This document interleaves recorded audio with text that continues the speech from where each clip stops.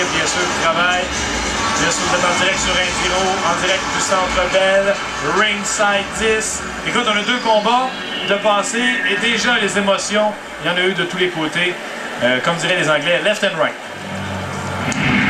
Maintenant, on va se diriger, si tu le veux bien, à notre prochain combat. Et ces 2 gars, Eric, je suis content de voir ce combat-là. C'est 2 gars qu'on connaît bien chez Ringside. Et pour ceux qui nous suivent depuis un moment, Kevin Morin et Guillaume Lamarche, des gars qu'on a vus souvent à Ringside. Et c'est des gars qui s'appliquent vraiment à leur art. J'ai été un peu surpris quand on a annoncé ce combat-là parce que c'est 2 gars qui se battent depuis longtemps au Québec et dont dans Ringside. Par contre, c'est un combat qui fait du sens. C'est 2 gars qui sont rendus là, qui doivent se battre pour savoir qui est le roi de la montagne. Un gars de Drummondville, un gars de Victoriaville. Ah, et on peut parler d'une rivalité, hein? Les gens ont connu au hockey Québec-Montréal. On regarde Morin, là, qui a eu des belles victoires au sein de Ringside. C'est un gars qui a une main arrière extrêmement puissante, puis qui abandonne jamais. Ah, écoute, je l'ai vu là, en prendre et jamais j'ai vu ce gars-là abandonner. C'est son point qui arrête toujours. Un élève de Steve Claveau, de Team Légion. Alors, c'est lui qu'on voit arriver vers notre gars avec Guillaume Lamarche. Oui, c'est ça. Lamarche qui s'amène présentement avec sa fiche de 7 victoires, 4 défaites. Il est âgé de 27 ans.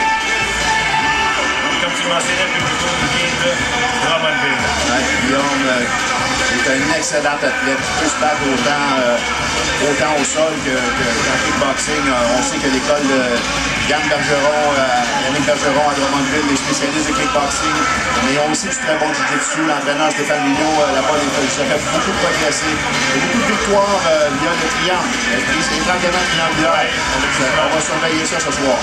Et les gens se demandent peut-être, ouais, est-ce que les gens prennent ça au sérieux? Je suis arrivé à 17h45 ce soir au Centre Bell. Et Guillaume Lamarche était habillé en combattant avec ses shorts. Il avait son iPod sur les oreilles. Et déjà, il faisait de la visualisation sur son combat. Donc, écoutez, à 6h moins quart, il est quelle heure présentement? Il est 20h10. Donc, ça me donne le sérieux de ce jeune homme-là dans sa démarche pour devenir le meilleur combattant possible.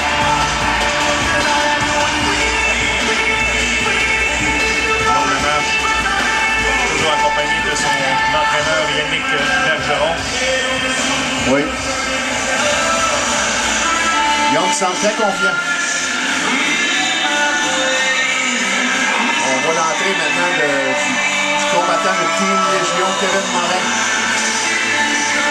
Kevin Morin, comme tu mentionnais, il vient de Victoriaville. C'est un jeune homme, mesdames, messieurs, 22 ans.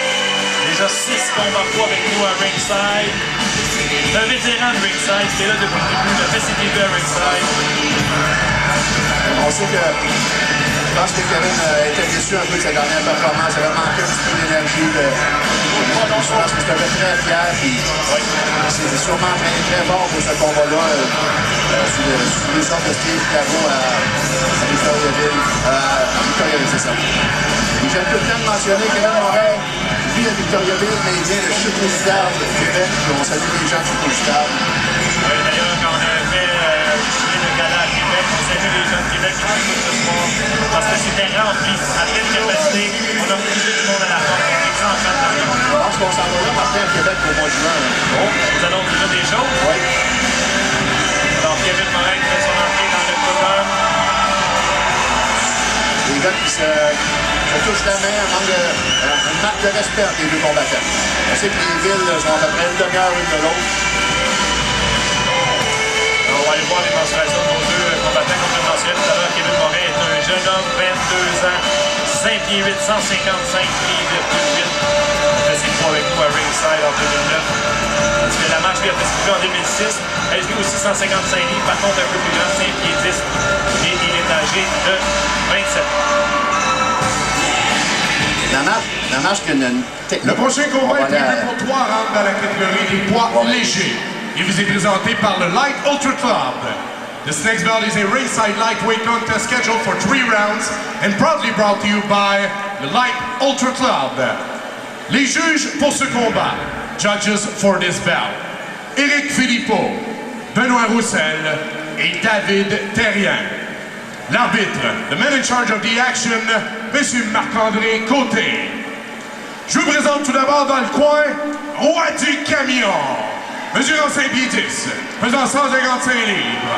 Introducing first, standing 5 feet 10, weighing at 155 pounds. Savage professionnel du monde, 7 victoires, dont 5 soumissions en 11 combats.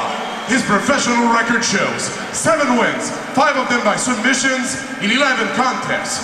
Il nous vient de Drummondville, Québec, mesdames et messieurs, Guillaume, the Showman Lamar! Son adversaire dans le coin quart! Mesure 5 pieds 8, il pèse 155,8 livres. Across the cage, standing 5 feet 8, weighing at 155,8 pounds. Savage professionnel du monde, 3 victoires, 1 KO, 1 soumission en 6 combats.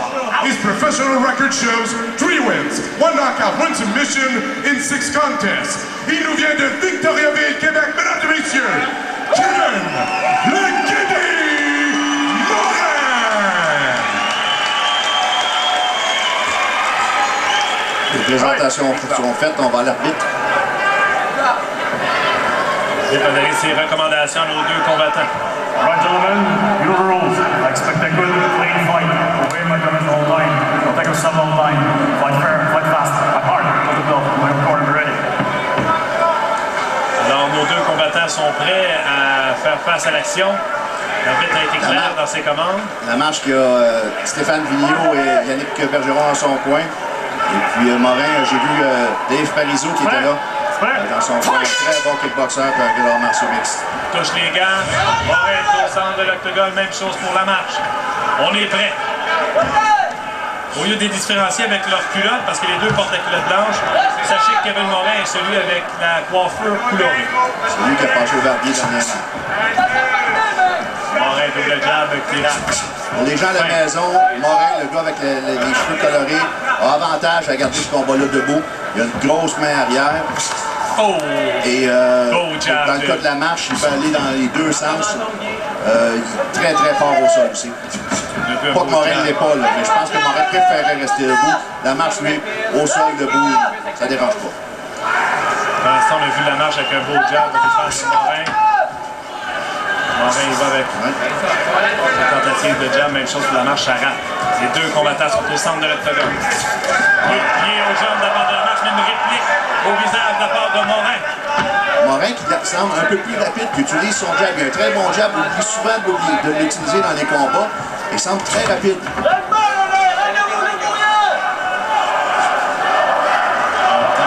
un rougeur à la bouche de la marche. Oui.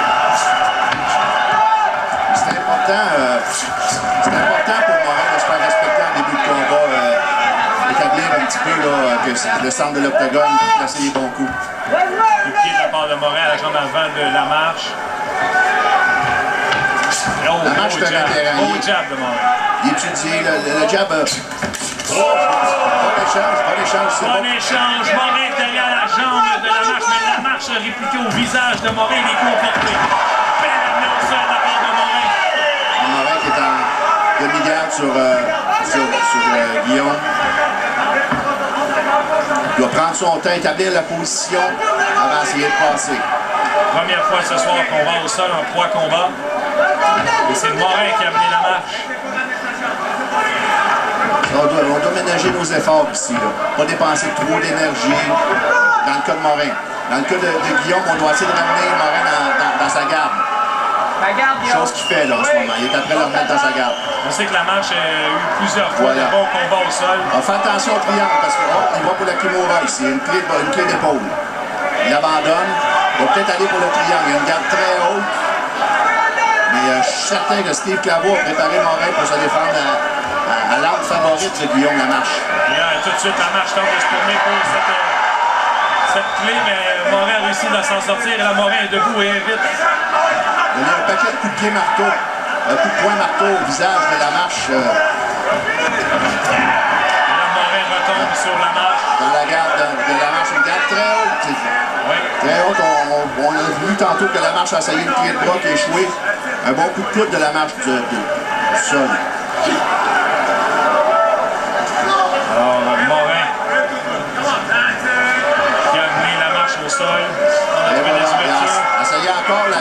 bras qui est échoué.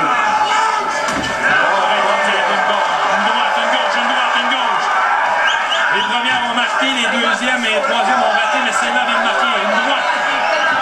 Il faudrait que la marche place ses pieds sur les hanches de Morin afin de le pousser et de se relever. Alors, la marche est tente de contrer Morin. Morin tente de se rapprocher de la marche pour y appliquer des coups. Et Morin est de retour dans la garde de Guillaume Lamarche. Demi-garde. Alors, le jeu se passe au sol et on voit Lamarche qui tente d'avoir des conseils du côté de son coin. J'entends au loin l'entraîneur Steve Claveau qui va faire des conseils à Kevin Morin. Un moment plus détendu présentement dans le combat. On reprend nos énergies. Et Morin attaque au côte, c'est ça. De Lamarche. Là, il va amener son adversaire contre la cage. Et là, il va avec un marteau. Ça rentre. On a vu un deuxième coup de poing qui a raté également. Lamarche qui retient les mains de Morin. Morin est debout présentement. On voit Dave Parizeau à l'écran.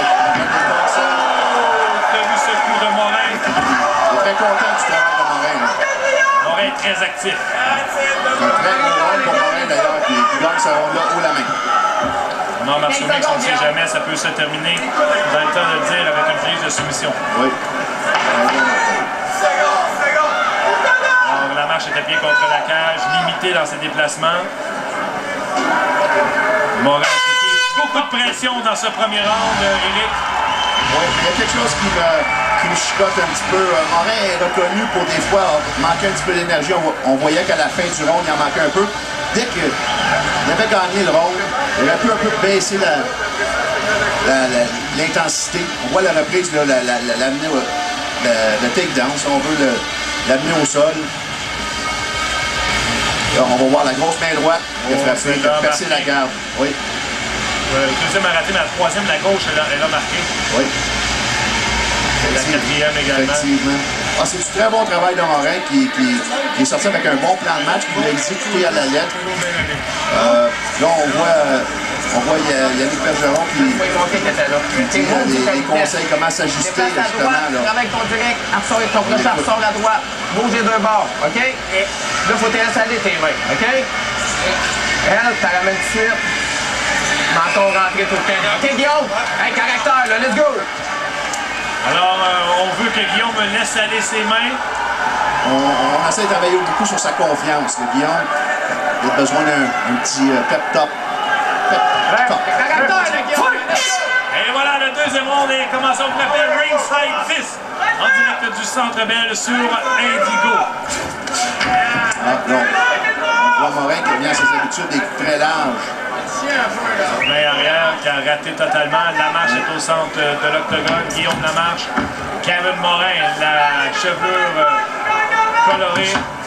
Parce qu'il m'a surpris Morin quand il est sorti au premier round. Il est petit coup sec, rapide. C'était vraiment impressionnant et contraire à ses habitudes. Tentative de jab de Morin. Sur votre carte, déjà, mesdames et messieurs, à la maison, vous pouvez marquer la même chose que mon collègue Éric O'Keefe, c'est-à-dire un 19 pour Kevin Morin. Un bon coup de pied à la jambe de la part de Morin, sans pas avoir fait mal à la marche d'ailleurs. Alors, nos deux combattants sont actifs. Ils sont au centre de l'octogone. Deux gars qui ont de l'expérience à ringside, qu'on a vu régulièrement. On entend les deux camps qui demandent à leur poulain d'utiliser le jab. Alors déjà 1 minute 10 de fait dans ce round. Oh! Et là, Morin a passé du loin et Lamarche a tenté d'en profiter. Et lui aussi a raté son coup. Morin, il va pour le gros coup, là. Je rappelle que l'entraîneur de Guillaume Lamarche a demandé de laisser aller ses mains. Et c'est pas ce qu'on a vu jusqu'à maintenant dans le début de la saison. Jab, crochet. Le diplôme qui dit quand c'est pas brisé, on répare pas. J'aurais été à la place de Morin, je suis revenu à la même stratégie qu'au premier round. Il a dominé complètement. Belle combinaison. Lamarche qui a eu le meilleur de cet échange. Mais c'est quand même Morin qui est plus agressif. Morin qui prend le pied de Lamarche et amène la marche au sol et Morin retombe sur le dessus de Lamarche. mais on sait que Lamarche a de l'expérience au sol. Oui. Là, pour la Kimura. Prend le bras de Kevin Morin. Est-ce qu'il a prise dessus? Non, Morin tient son adversaire au sol. Et dans la garde des... On voit les échymoses là, à la jambe avant de Guillaume Lamarche. À la suite des coups de pied de Kevin Morin. Là, c'est dangereux que Morin prenne le dos. OK, là, on vient. Demi-garde.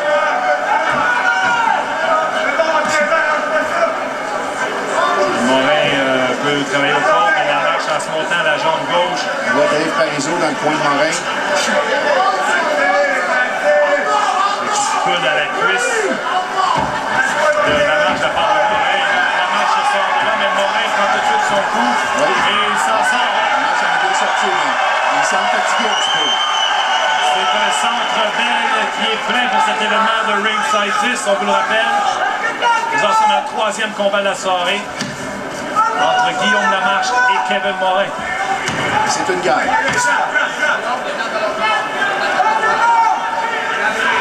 Les gars qui s'étudient en ce moment, les deux un petit peu fatigués de la dernière échange. Morin retrouve son adversaire, pas de coup qui porte dans cette tentative d'attaque. Lamarche il tente d'y aller avec une combinaison avec les mains et ensuite enchaîner avec un coup de pied droit, mais tous ces coups ont raté la cible. Même chose pour Kevin Morin. Lamarche a l'avantage d'utiliser ce qu'on appelle dans le jargon le Dutch Stage, qui est trois coups de poing puis suivi d'un coup de pied. Faire culer son adversaire. Dès que son adversaire cule un petit peu, on lance les mains pour finir avec le pied, souvent la jambe soit au corps. C'est très efficace, Lamarche est très bon dans ce style. Gros jab de Morin au menton de Lamarche. Et la Lamarche amène Morin au sol. C'est la première fois qu'on voit Lamarche sur le dessus de Morin et qui passe aisément la garde. Il est rendu dans la position montée de côté. La Morin sur son dos, et c'est pas sa position favorite. Non, mais là, il Et ça sort très bien. Il renverse Lamarche sur son attention, dos. triangle ici, là. Oh, les droites de Lamarche au visage de Morin. Même s'il Lamarche sur son dos, c'est lui qui porte les meilleurs coups présentement. Fais attention. On voit que Lamarche essaie de se positionner pour passer le triangle. S'il est capable de sortir sa jambe droite et la passer par-dessus son pied gauche, l'étranglement triangulaire serait chose faite. Alors, les gens scandent le prénom de Guillaume Lamarche. Peut-être y aller. Morin s'en sort. Il va pour le bras gauche de Kevin Morin. Lamarche attaque le bras gauche de Morin. La Kimura sur le bras gauche. Et c'est serré. C'est prêt. Hey, sauvé par la cloche, on peut dire. Et Lamarche, même sur son dos, il allait pour le bras gauche de Kevin Morin. Une chance qu'on était à la fin de ce round, Eric. Ah, c'était proche, ça. On va voir Morin qui passe droit et Lamarche également avec ce coup de pied du droit. Moi, je pensais qu'il avait touché, mais finalement, on manqué. Non, tout le monde a raté sur cette séquence qu'on voit ici. Mais il s'est donné des bons coups dans ce deuxième round. C'est fort, t'as du cardio, t'as d'endurance, t'as tout. Là, en même temps, il a baissé, Guillaume, OK? Il pompe, là, il barre, là. OK? Déplace-toi, travaille, OK? Tu me le fais? Oh, Patrick Côté dans son vestiaire présentement. On voit ici, on présente aux gens l'écran géant. Pat Côté, qui était jusqu'à tout récemment au UFC. Travaille à vitesse, travaille à vitesse. Fait son retour avec nous à Ringside. Très confiant, le sourire aux lèvres. Prêt pour cette guerre. Moi, je l'ai suivi un petit peu sur son Facebook. Très confiant. Morin qui est fatigué un petit peu. On peut assumer que peut-être à cause de la clé de bras que Lamarche a gagné le deuxième round. On ne sait pas ce qui se passe dans la tête des juges, mais peut-être. OK, tu l'aimerais? Moi, je penserais que Lamarche a assez fait pour dans le deuxième round pour gagner. Ça serait 1-1 dans mon avis. Un round de chaque côté. Guillaume Lamarche, Kevin Morin. Morin est celui avec la chevelure colorée. Les deux combattants ont la culotte blanche. Oh, beau coup de pied de Lamarche. À la tête de Morin. Et là, Morin tente d'entrer dans la garde de son adversaire avec une combinaison. Morin qui revient avec les coups un petit peu plus serrés, plus courts, qui ont favorisé ce premier round. Encore une fois, les deux combattants sont au centre de l'octogone. Troisième combat de cette merveilleuse carte de Ringside 10 en direct du Centre Bell. On va voir qui veut vraiment gagner cette victoire, qui est-ce qui est prêt à se sacrifier pour vraiment foncer et aller chercher cette victoire, l'enlever de la main des juges. 50 secondes écoulées dans ce troisième round. Il n'y a pas de coup qui a porté jusqu'à maintenant. Si ce n'est que de ce coup de pied à gauche de la marche. Je pense que les gars sont conscients que c'est très proche. Personne ne peut faire une erreur. La marche vient de rater, mais Morin a atteint la cible avec une main droite. Capitaliser là-dessus.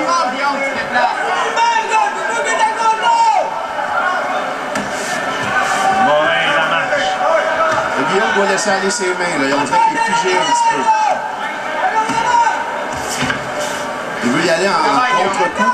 Je pense qu'il est assez rapide pour y aller le premier. Un coup de pied à la jambe avant gauche de la part de Morin. Oh, belle combinaison de la marche, mais il se fait cueillir encore une fois par Morin qui tient son pied. Et Morin à l'envers, c'est Morin la tête avec une droite. La deuxième entrée à la garde de la marche. Et la marche est sur son dos. Et Morin tente d'entrer, incapable.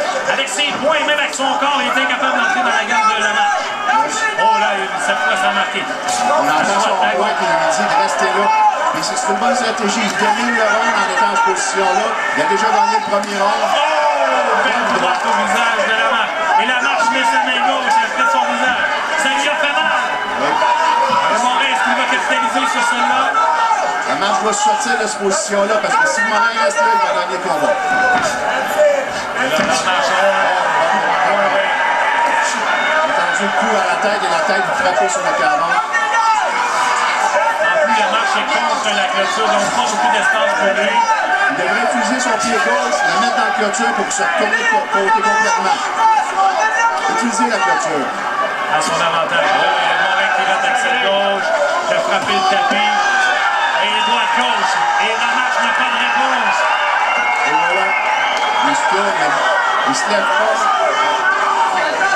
Guillaume est dans une gauche de la part de Morin. Guillaume est dans le trou en ce moment.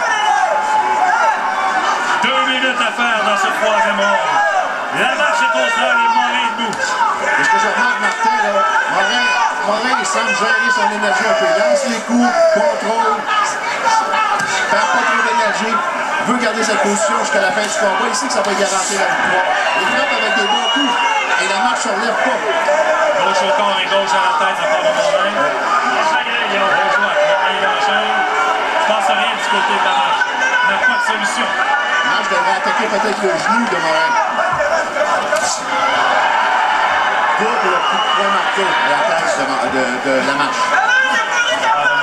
Morin, il va encore en combinaison. 1 minute 15 à faire dans ce round. Double coup de poing au corps. Je donne beaucoup de crédit à Morin. Oh là, il a frappé solidement par exemple. Solidement. La main droite qui a passé, la main gauche. L'arbitre regarde l'action de très près. La marche n'a pas de réponse, il lui reste 1 minute. Il ne se défend pas, il ne fait que recevoir les coups. Et Morin, l'arbitre est coupé, on le voit à l'écran. Mais il ne se passe rien. Et là, Morin ne peut pas tomber dans le piège de la marche et de se faire prendre dans un triangle à la toute fin de son. Il a gagné le round. Il veut juste maintenir sa position, pas prendre de risque, il gagne ce combat-là. On a vu la marche peut-être observer, mais non. Il ne fait que se protéger le visage. Et Morin continue d'assoler des coups à son adversaire. La marche a passé une fois le hop kick, le coup de pied du sol qui était avec le menton, avec le talon au menton. Exactement. Ça me surprend parce qu'il est capable de le faire. On dirait qu'il a gelé, il a figé un petit peu. Il a la portée pour le faire. Morin continue d'assoler des coups à son adversaire. C'est ça qu'on va faire. Ça passe rien du côté de la marche. Ça va se terminer ici, je pense. Et voilà, c'est terminé. Morin les mains dans les airs. La marche est debout. Ça en va dans son coin, sans ses bracelets, je pense qu'il le sait. Il n'a pas l'air ébranlé, il a l'air ébranlé émotivement un petit peu, mais physiquement, il a fait signe à l'arbitre, ouais, je suis correct, parce qu'il a pris un coup à son orgueil un petit peu. Alors, c'est intéressant. Je pense que sur ta carte, Eric, on a 2 rondes pour Morin et 1 round pour la marche. Oui. On va voir la reprise pour ce troisième round. Ça, c'est l'attaque de la marche qui a été parée par Morin, qui l'a pris le pied et l'a envoyé au sol. Là, attends, on regarde la grosse main droite qui a été bloquée là. Et là, ça frappe. Le but, là, ça a été devancé par une feinte avant de... Ah, il a frappé à plusieurs reprises. La gauche qui a passé, la droite qui a manqué. Peut-être que c'est l'énergie que la marche n'avait plus pour se défendre une fois rentré au sol. Il semble bien perdre ses moyens.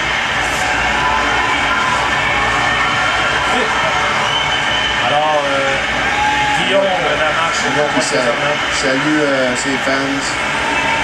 On voit un bel échymose à l'œil gauche. Oui. Oui, Yannick Bergeron qui va féliciter Morin et son équipe. Morin qui soulève la marche. Oui. Le respect après, ça a été tapé dessus pendant 15 minutes, 3 rondes de 5 minutes. On peut voir qu'il y a quand même du respect entre ces combattants. Ça va se coucher tard à Chute aux Italiens ce soir. On salue tout le beau monde de la région de Québec. Et on va aller rejoindre dans quelques instants notre annonceur maison Mesdames et messieurs, pour voici l'annonce les du décisions gagne. du juge. Here's the judge's decision. Le juge Philippot remet une carte de 30-27. Judge Philippot scores it 30-27. Le juge Roussel remet une carte de 30-26. Judge Roussel scores it 30-26. Et le juge Terrien remet une carte de 30-27. Judge Terrien scores it 30-27. Tout en faveur du gagnant par décision unanime. Out for the winner by unanimous decision, Kevin Morin! Alors, décision unanime, Kevin Morin. Certains juges ont même donné les 3 rondes à Morin. Il y en a même un qui a donné une avance de 18 dans un round. Bref, je pense que alors, je te présente c'est sans équivoque Kevin Morin. Après 2 défaites, un retour à la victoire, comment est-ce qu'on se sent? Ah, il était temps. Oh, j'espérais me sentir même. Comme je me suis entraîné, là, si je me sentais pas de même après ce combat-là, ça aurait pas bien été. Je pense que la guerre des clans entre le clan Victo et le clan Drummond, c'est pas fini, ça, hein? Bon, moi, je pense qu'il n'y en a jamais vraiment eu. Même si ça fait 3 ou 4 fois que je peux pas gagner les autres, là. Mais en tout cas, moi, dans ma tête, il n'y en a pas vraiment. S'il faut qu'il y en ait une, ben, je vais essayer de gagner. Bonne attitude. Qu'est-ce qu'il y a comme projet pour toi? Qu'est-ce que tu voudrais là, pour l'avenir? Oh, pour l'avenir, continuer à faire ce que j'aime. Rien qui m'empêche de faire ça. Puis continuer de même, ben, ça devrait aller. Alors, félicitations à notre chum, Kevin Morin. Ah, toi! Alors, faut pas oublier pour ces jeunes-là, parce que je dis jeune dans le cas de Kevin Morin, il a 22 ans. Toute une expérience de se battre au Centre Bell, là, c'est une autre étape dans une carrière. C'est quand même grandiose, cet amphithéâtre. On avait pas vu ça depuis la défunte